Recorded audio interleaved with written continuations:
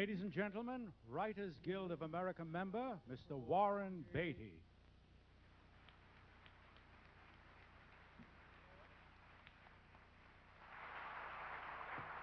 Thank you.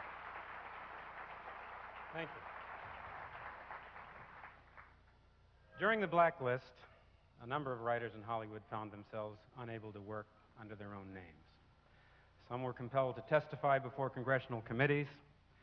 Some were jailed for refusing to inform or failing to be what was called cooperative witnesses.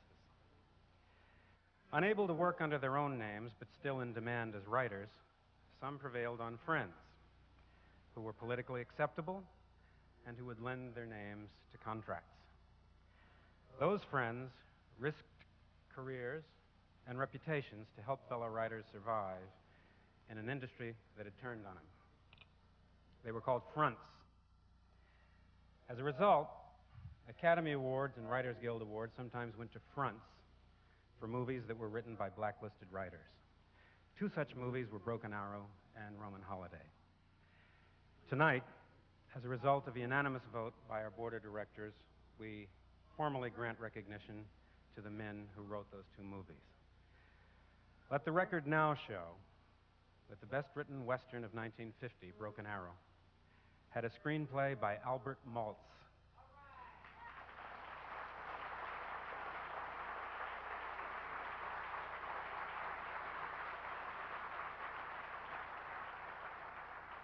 It was based on a novel, Blood Brother, by Elliot Arnold. And the best written comedy of 1953, Roman Holiday, had a screenplay written by Ian McClellan Hunter and John Dighton with a story by Cleo Trumbo.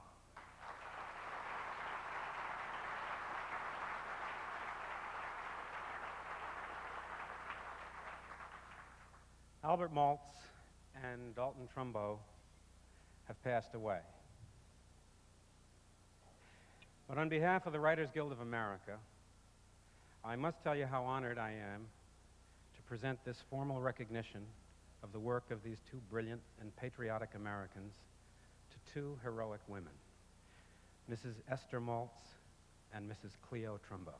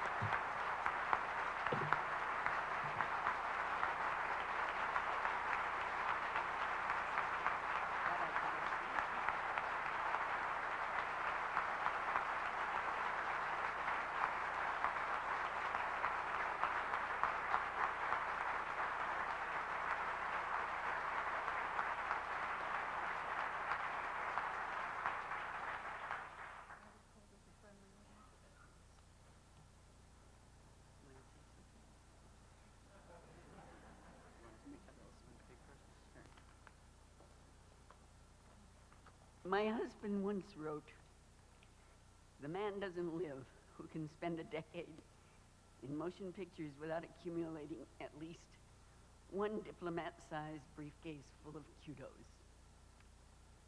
I've got 3 gold certificates with blue ribbon, 2 medals, and a bronze plaque. I recommend certificates and citations above hollowware because they're easy to lift. They pack flat, and you can always run faster with them. At the time he wrote those words, he was blacklisted, and since he was in no position to get any awards, he took the opportunity to lampoon them. The awards presented by the Writers Guild were among those he regarded most highly, for they were given by his fellows, women and men who understood the difficulty and frustration, the joy and exaltation that goes into the work. In accepting this award, I thank the Writers Guild for the efforts it has made to correct some of the wrongs that occurred during the blacklist. I would also like to thank the writers who gave their names to the works of blacklisted writers when help was needed. The black market could not have existed without the courage of those who fronted the scripts. And had they been discovered, their careers too would have been at risk. Our dear friend Ian Hunter graciously permitted the use of his name on Roman Holiday, and for that we are forever in his debt. Part of the tragedy of the blacklist is that so many artistic lives were cut short, where only a few survived professionally. I mourn the work that was never done, the scripts and stories never written, the parts never played, and the movies never made. If there is anything to be learned from the Hollywood blacklist, it is that it need not have happened at all. I have every confidence that should this community ever be threatened again by the forces of repression, the Writers Guild will be in the vanguard of opposition. Thank you.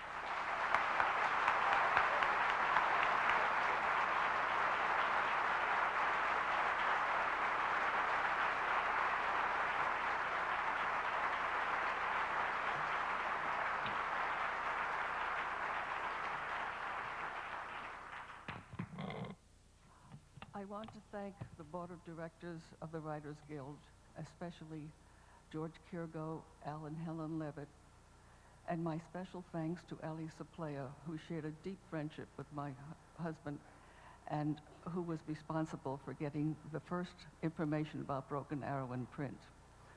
And also a very special thanks to Julian Blaustein for having the foresight and courage to hire Albert to write the script for Broken Arrow.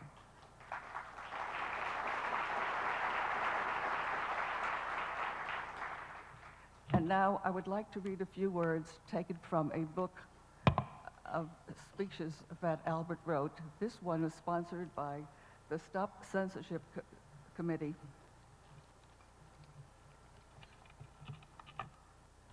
That Albert delivered 44 years ago, March 15th, 1948.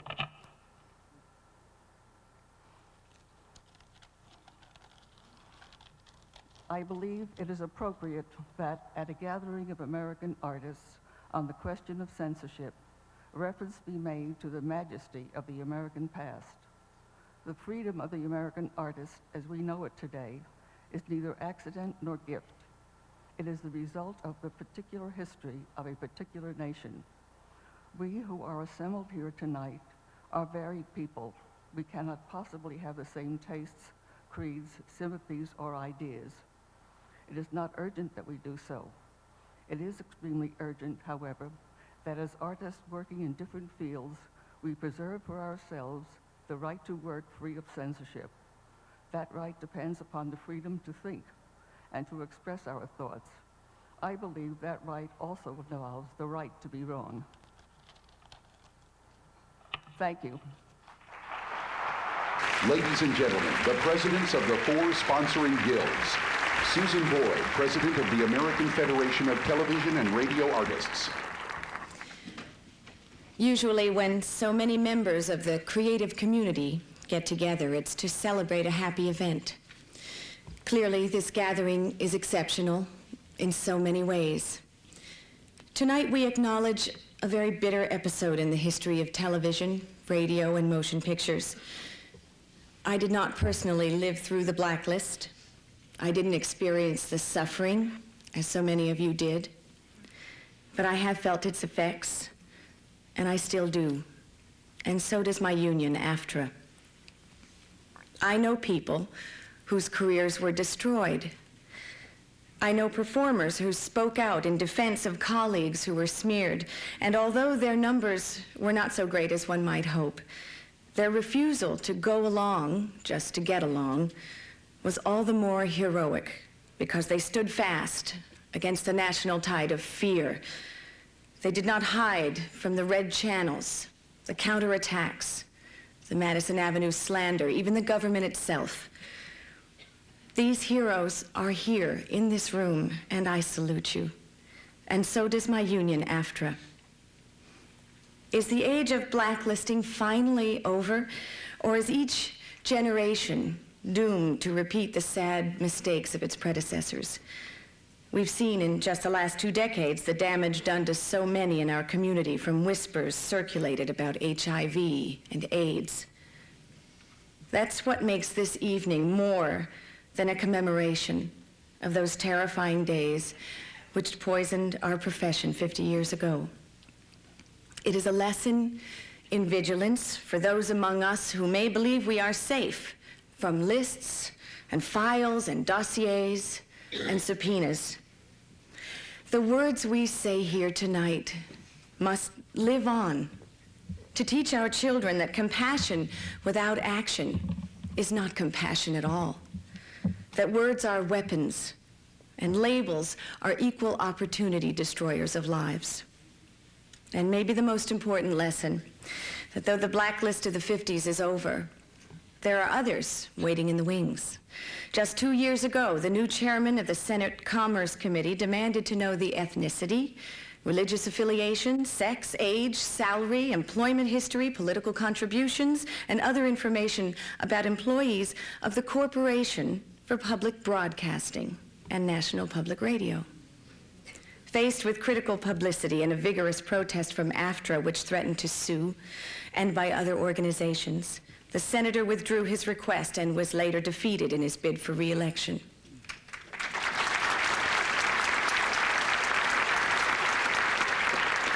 But the threat is constant. Not long ago, AFTRA discovered a plan by the management of a major television station in Washington, D.C. to fire and hire reporters on the basis of their political beliefs. AFTRA protested once again, and the station manager was forced to resign. Executives of the parent company, of course, disavowed the plan.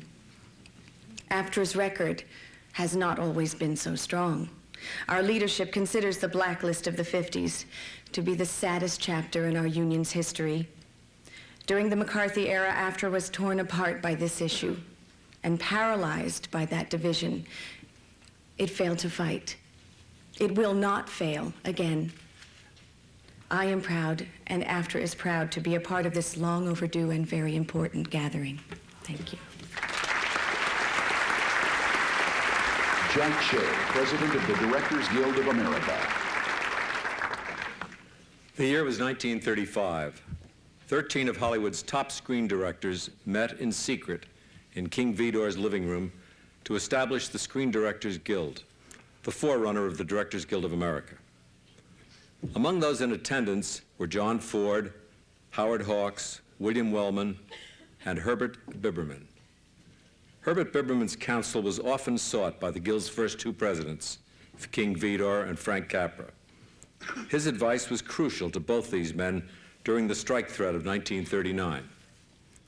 At the time, Capra was president of the Academy of Motion Picture Arts and Sciences. He threatened not only to resign as Academy president, but also to instigate an industry-wide boycott of the Academy Awards because of the refusal of the Association of Motion Picture Producers to recognize the Screen Directors Guild as a bargaining agent. The AMPP, which depended heavily on the Academy Awards for its publicity value, was forced to meet Capra's demands and grant the SDG blanket studio recognition. Herbert Biberman was part of that fight. In 1947, Biberman became one of the Hollywood 10, and when he was sentenced to prison for contempt of Congress, Herbert Biberman became the first member expelled from the guild that he had helped to create. His name was removed from the list of founders. Biberman's film Salt of the Earth was made in 1954, while he was blacklisted. A film about striking New Mexico mine workers. Salt of the Earth drew heavily upon the talents of blacklisted artists such as Paul Jarrico, Michael Wilson, and Will Geer. Salt was highly praised in Europe, but the American public never got the chance to see it. It was denied distribution in the U.S. because of the politics of its filmmakers and stars. Biberman himself never saw a penny of the foreign sales for the film, and following its completion, Biberman found it difficult to get another project off the ground. Herbert Biberman died in 1971, at the age of 71. Tonight, the Directors Guild of America pays tribute to him. It is with deep regret that I stand here tonight. Regret for the pain caused a man who twice, first in helping to found the Screen Directors Guild, and second in refusing to testify before the House Un-American Activities Committee, risked his professional life standing up for causes in which he believed. Tonight, we restore Herbert Biberman's membership in the Directors Guild of America.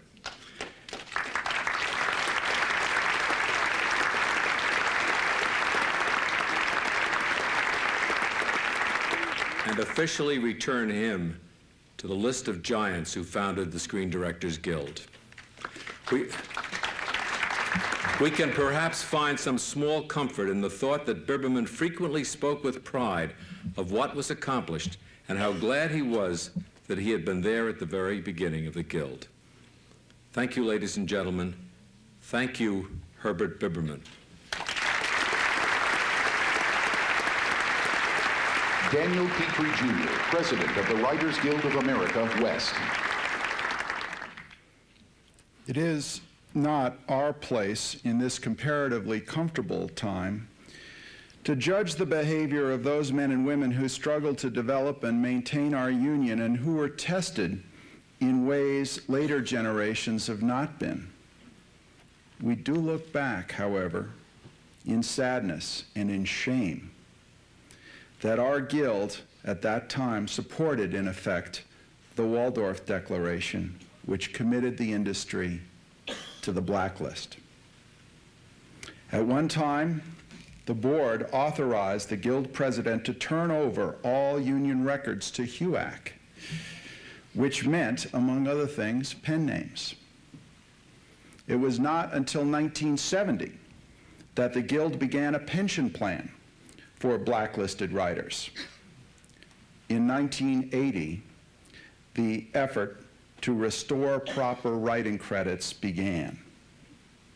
There are those seated here tonight who will think that this recognition is long overdue, and it is. Now I am humbled by the privilege of offering directly to those seated in the theater who suffered as a result of those actions taken so long ago, and to their families, a pledge on behalf of the Writers Guild of America that we will be out in front of all efforts today and in the future to prevent any governmental move to restrict expression and conform thought. It must not happen again. It will not happen again. 50 years ago, Paul Jericho was blacklisted. That was Kevin Spacey, of course, who played Paul a little earlier. Thank you, Kevin. The real Paul Jericho is here tonight. He has a few things to say about those dark days. Ladies and gentlemen, Paul Jericho.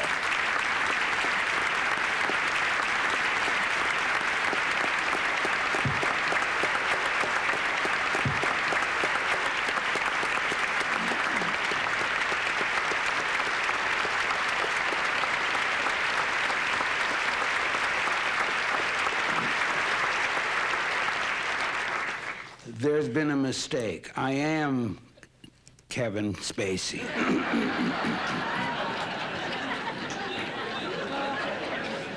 Thank you, Mr. Petrie. The guilds have come a long way since they failed to protect the Hollywood 10 and the Hollywood hundreds. What you and your fellow presidents have reaffirmed tonight is the guiding principle of unionism, that an injury to one is an injury to all. In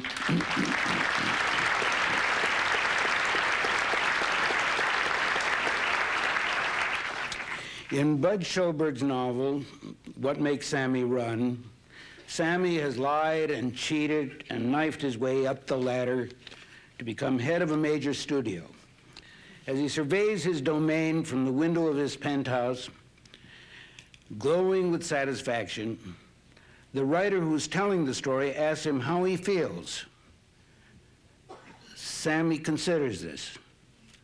Patriotic, he says.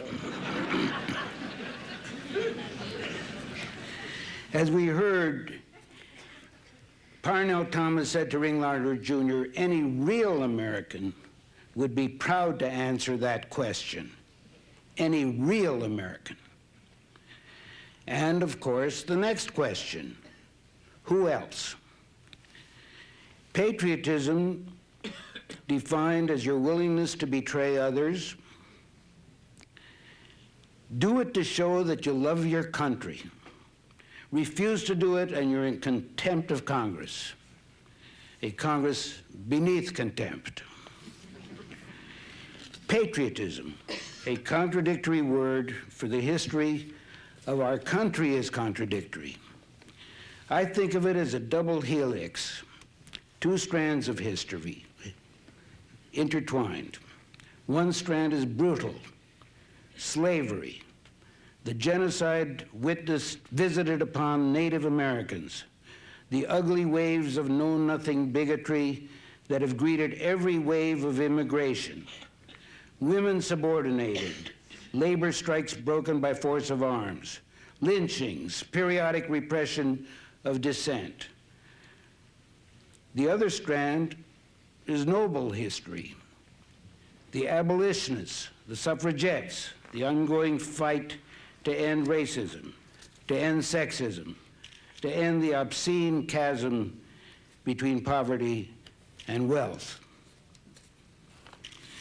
Our brutal history defines patriotism as my country, right or wrong. Our noble history defines it as my country, right the wrong. Right the wrong. It may take another 50 years, but we shall overcome. The good guys will win. Thank you.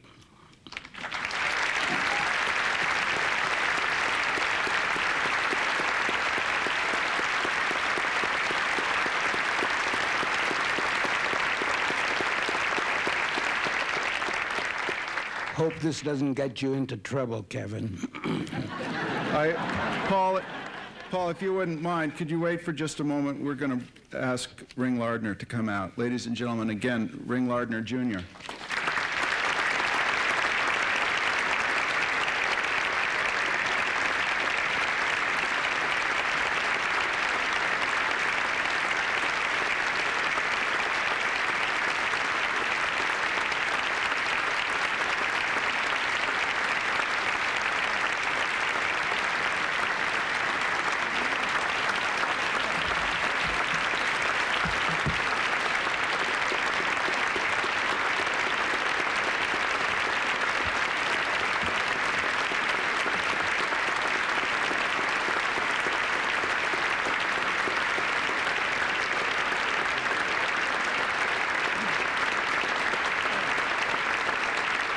Ring and Paul, it is my honor on behalf of the Writers Guild of America to present you with these plaques, which are engraved with the text of the First Amendment, in recognition of your devotion to those words and to your 50-year struggle to uphold them for yourselves and for all Americans.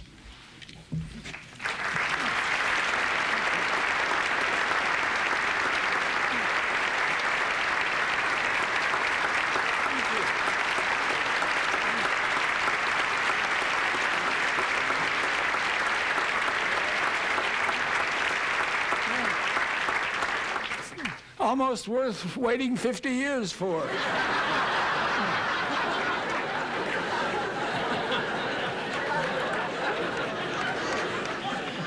I don't know how to share this with all the people who made this meeting possible, but I do.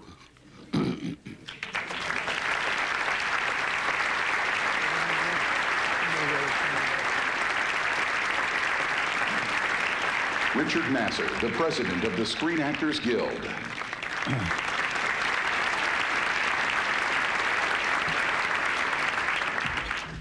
James Wong Howe used to say, timing makes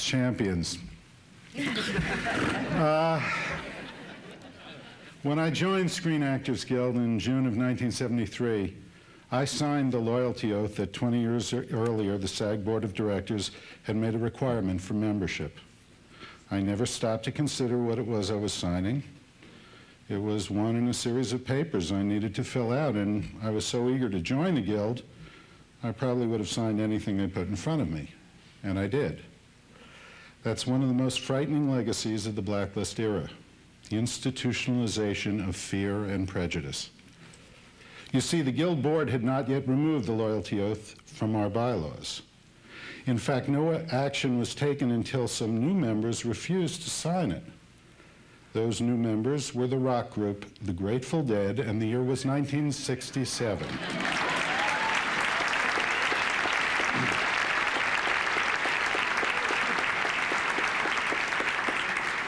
Only after the Dead refused to sign did the Board of Directors reconsider the necessity of a loyalty oath as a precondition for joining a union of artists. Even so, the oath had been so ingrained and institutionalized by that time that initially it could not be entirely eliminated. It was simply made optional. Another 7 years would pass before, in July of 1974, a year after I joined, the loyalty oath was finally removed from the Screen Actors Guild bylaws.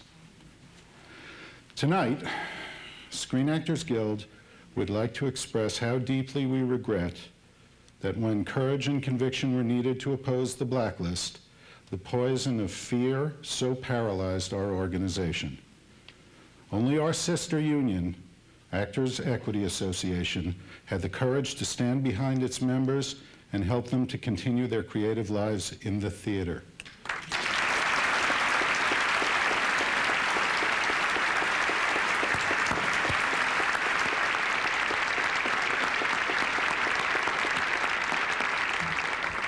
For that, we honor Actors Equity tonight. Unfortunately, there are no credits to restore, nor any other belated recognition that we can offer our members who were blacklisted. They could not work under assumed names or employ surrogates to front for them. An actor's work and his or her identity are inseparable. Screen Actors Guild's participation in tonight's event must stand as our testament to all those who suffered, that in the future, we will strongly support our members and work with them to assure their rights as defined and guaranteed by the Bill of Rights. And